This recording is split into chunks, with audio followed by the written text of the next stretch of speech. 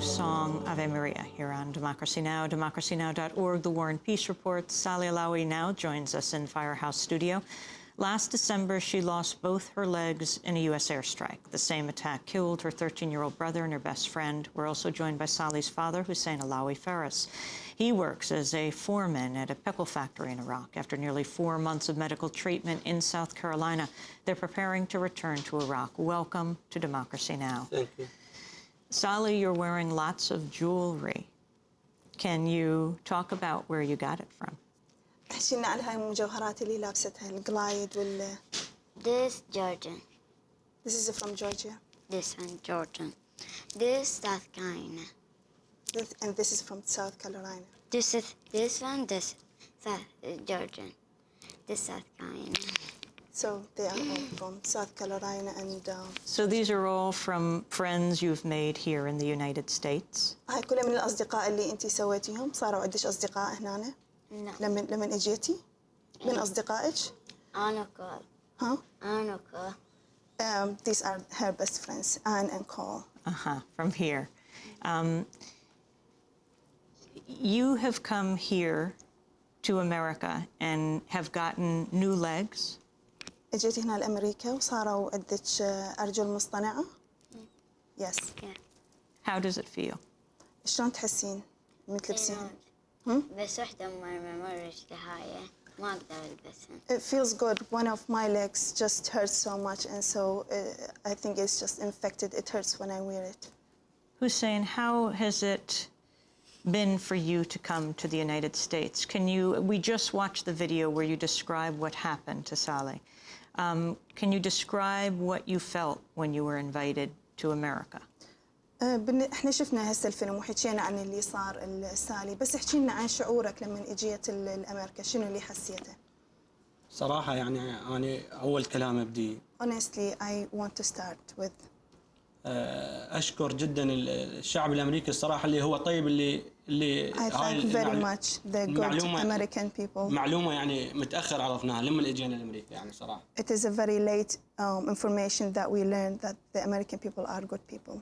يعني من قساوة الجيش الأمريكي بالعراق تشوفي يعني ما Because the U.S. military is so harsh, they didn't leave us any time. يعني ما خلى الشعب الأمريكي كل اسم أمريكي صار فد رعب لكل شخص بالعراق. To feel that there are still good people in the U.S. That we just felt that everyone in the U.S. is like the American army.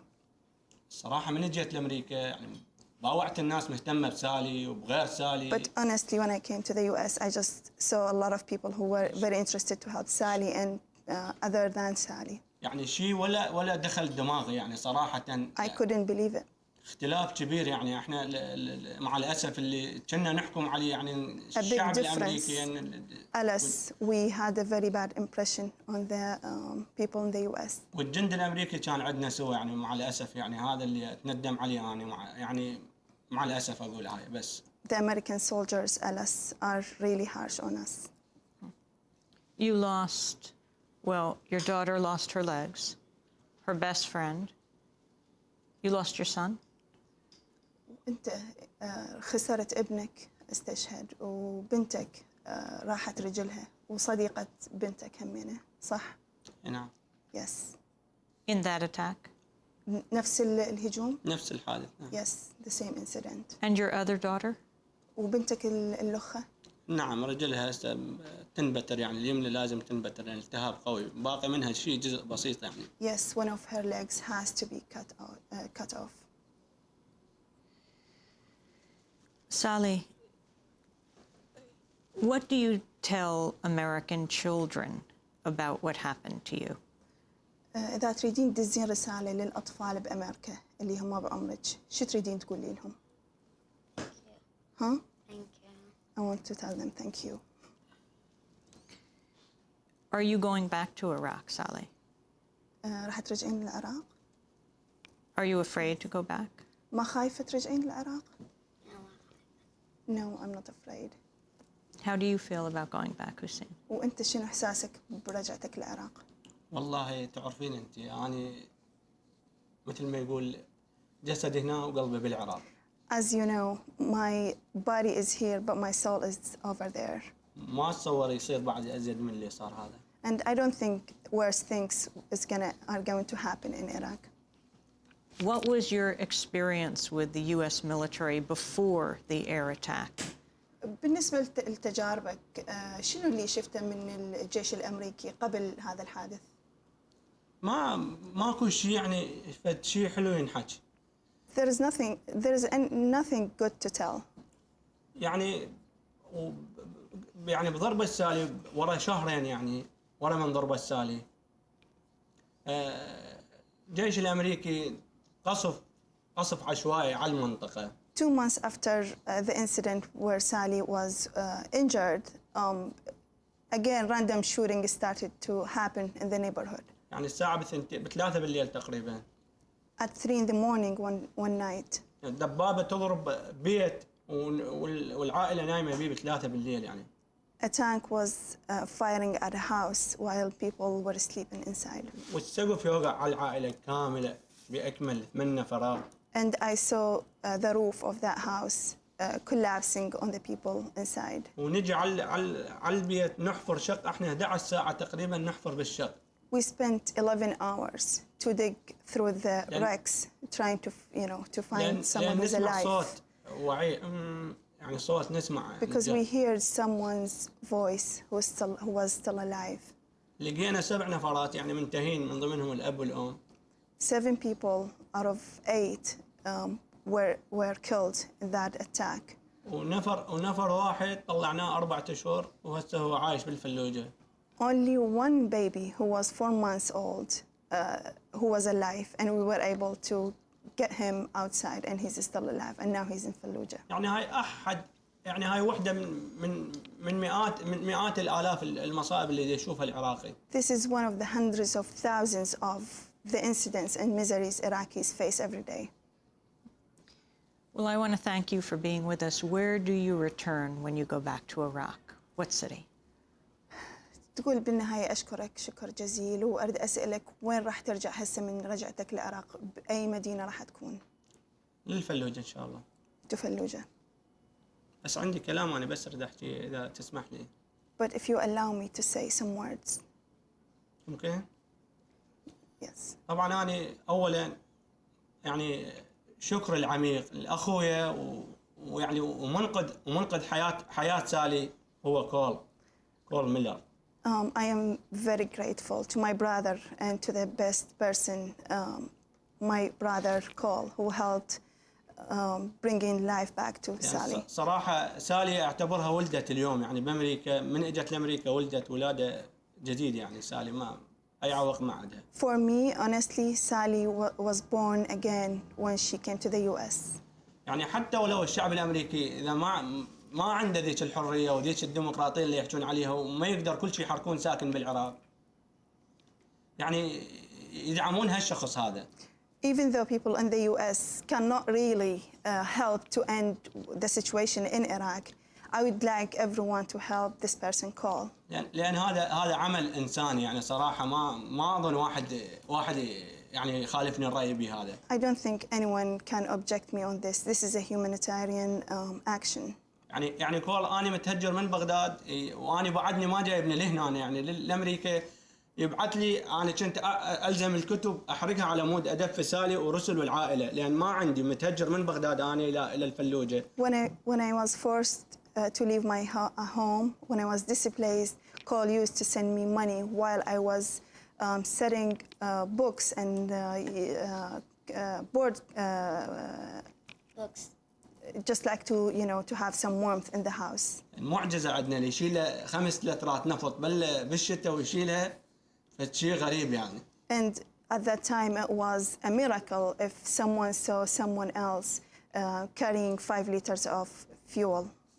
وكول ده يسوي بنفس اللحظة يعني شو يسوي الجيش الأمريكي بالعراق؟ يعني احنا هسه انا باحساسي احس كول ده يدفع ضريبة عن الجيش الأمريكي اللي دا يصير بالعراق يعني احس بيه. I just feel that Cole is paying taxes, is paying what the US military is doing in Iraq. فيستاهل الدعم هذا صراحة يعني وكل الشكر له والشعب الأمريكي الطيب صراحة يعني. He deserves to be supported and I thank very much the American people. Well, I want to thank you both for being with us. Have a safe trip back to Iraq. Hussein Alawi Ferris, father of Salee and Salee Alawi. Thank you both for joining us. We're going to turn right now to the images, the human images of Arabs and Arab Americans. Where are they? That's the topic of a new film called Real Bad Arabs, How Hollywood Vilifies a People. It's based on a book by the same name by acclaimed media critic Jack Shaheen. Both the book and the film explore the American cinematic landscape to reveal a stark pattern of Arab stereotyping and its disturbing similarity to anti-Semitic and other racist caricatures through history. In a little while, we'll be joined by Jack Shaheen, but first I want to play some excerpts of the film version of his book. It's directed by Sut Jolly. The New York premiere happened this week at the Cinema East Film Festival on Thursday. Years I've looked at how we, particularly when I say we, image makers, have projected Arabs on silver screens. In my latest book, Real Bad Arabs, How Hollywood Vilifies a People, I looked at more than 1,000 films.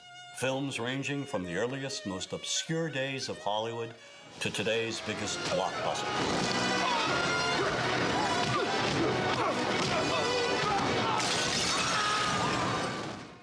And what I tried to do is to make visible what too many of us seem not to see, a dangerously consistent pattern of hateful Arab stereotypes. Stereotypes that rob an entire people of their humanity. All aspects of our culture project the Arab as villain. That is a given. There is no deviation.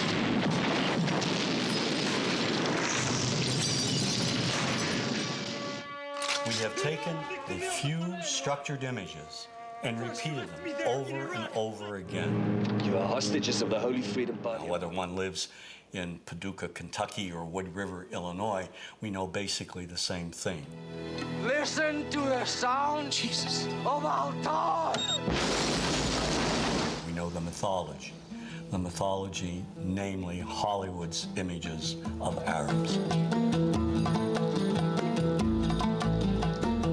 We inherited the Arab image primarily from Europeans. In the early days, maybe 150 years, 200 years ago, the British and the French who traveled to the Middle East, and those who didn't travel to the Middle East, conjured up these images of the Arab as the Oriental other. The travel writers, the artists who fabricated these images and who were very successful, as a matter of fact. And these images were transmitted and inherited by us. We took them, we embellished them, and here they are. When you cross the mountains of the moon into our country, Mr. Jerome, you will be stepping back 2,000 years. We have this fictional setting called Arab Land, a mythical theme park. And in Arab Land, you know, you have the ominous music, you have the desert. We start with the desert, always the desert as a threatening place. We add an oasis, palm trees, a palace that has a torture chamber in the basement. The Pasha sits there on his, you know, posh cushions with harem maidens surrounding him. None of the harem maidens please him, so they abduct the blonde heroine from the West who doesn't want to be seduced. When we visit Arab Land, we must be aware of the instant Alibaba kit. What we have the property masters of Hollywood going around, and they're cladding the women in see-through pantaloons, belly dancing outfits. They're giving the Arab villains scimitars, you know, these long, long scimitars. We see people riding around on magic carpets, turban charmers programming snakes in and out of baskets. Yesteryear's Arab land is today's Arab land. You are late. 1,000 apologies, oh patient one. You have it then. I had to slit a few throats, but I got it. Disney's Aladdin was seen by millions of children worldwide. It was hailed as one of Disney's finest accomplishments. But the film recycled every old degrading stereotype from Hollywood's silent black and white past. Oh, I come from a land, from a faraway place, where the caravan camels roam, where they cut off your ear if they don't like your face. It's barbaric, but hey, it's home. Where they cut off your ear if they don't like your face. It's barbaric, but hey, it's home. Now, how could a producer with a modicum of intelligence, just a modicum of sensitivity, let a song such as that open the film? 300 movies, nearly 25% of all Hollywood movies that in one way or another demean Arabs contain gratuitous slurs, or they portray Arabs as being the butt of a cheap joke. We were going to Mecca, see, and the plane is full of Arabs with these animals. Goats, sheep, chickens. I mean, they don't go anywhere without their goddamn animals. We had to put plastic in the cabins. You know, they urinate, they defecate. You have films by Neil Simon, like Chapter 2. The beginning of the film, the protagonist arrives back from London, and his brother says, "How was London?" And he says, "Full of Arabs." How was London? Full of Arabs. Yeah, well, imagine if he had said, "Full of blacks, full of Jews, full of Hispanics." I mean, that's ridiculous. Why do we do these things? We got a bite. One of the most offensive films with the gratuitous images, Father of the Bride 2. It features Steve Martin selling his house to a Mr. Habib. Justin, we like house very much. When you can move out. Excuse me? The Habibs would like to buy the house, George. It's exactly what they've been looking for. Yes, when you can move. We need house a week from Wednesday, and my wife wants flour dishes in kitchen. You sell, we pay top dollar.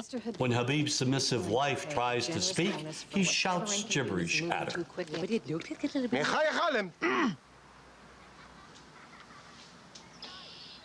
And then he offers Martin a $15,000 cash bonus to move out in 10 days. Making real estate history here, George. When Martin tells Mr. Habib that he doesn't want to sell the house after all, he finds Habib's wrecking crew there, ready to demolish his beautiful home.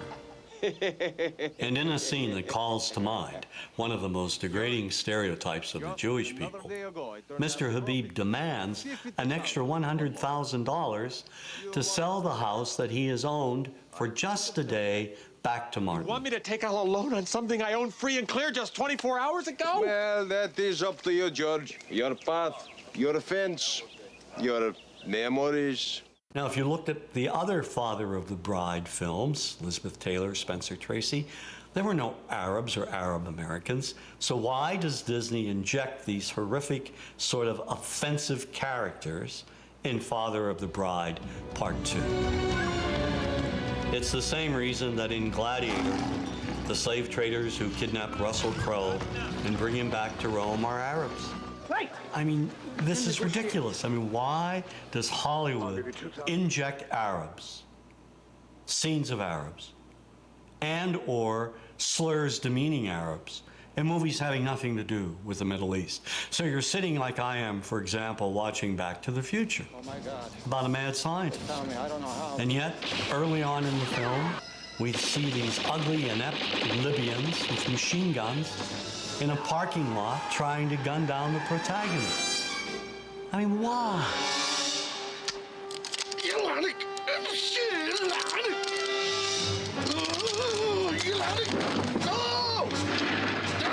This movie wasn't about the future. It was the same old stereotyping from the past. And the same goes for Hollywood's view of Arab women. The Arab woman today is bright, intelligent. She's someone who is exceeding in all professions. And yet this reality still is being denied us on silver screens. The highly sexualized belly dancer has been with us from the beginning of Hollywood.